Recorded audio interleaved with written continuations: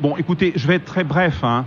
Vous savez, personnellement, je vais donner pour une fois là une réponse subjective, hein, personnelle. Écoutez, ça fait, on est en 2025, ça fait très exactement 45 ans que je milite dans la gauche radicale. J'ai adhéré à la jeunesse communiste en Grèce en 1980. Je me définis toujours comme un militant communiste. Et pourtant, je milite à la France insoumise. Pourquoi? Alors, je ne vais pas commencer la grande théorie, mais je vais répondre de façon très simple, hein.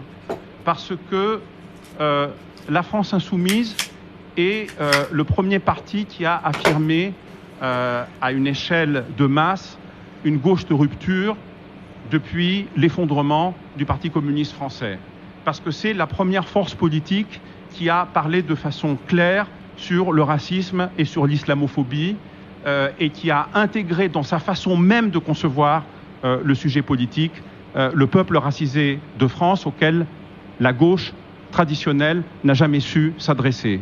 Parce que la France insoumise soutient la lutte du peuple palestinien. Elle ne dit pas tout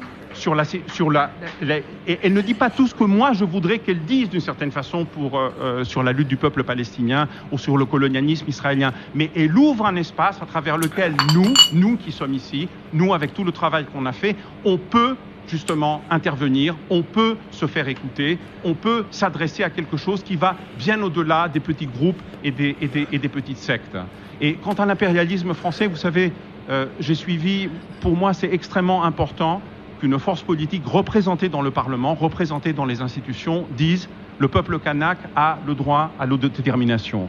C'est très important pour moi qu'un dirigeant politique français de premier plan aille au Sénégal qui vit en ce moment une sorte de deuxième indépendance, comme d'autres pays africains d'ailleurs, et tend la main justement à Sonko et à Faye, dont vous l'avez vu peut-être, l'un des premiers axes, ça a été de virer les bases militaires françaises du Sénégal.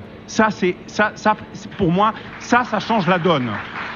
Voilà, ça change la donne.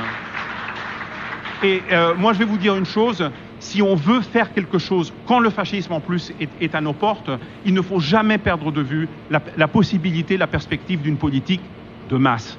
Pas d'un entre-soi de petits groupes et de petites sectes. Si on ne comprend pas ça, on va être littéralement écrasé. Et on ne peut pas se le permettre.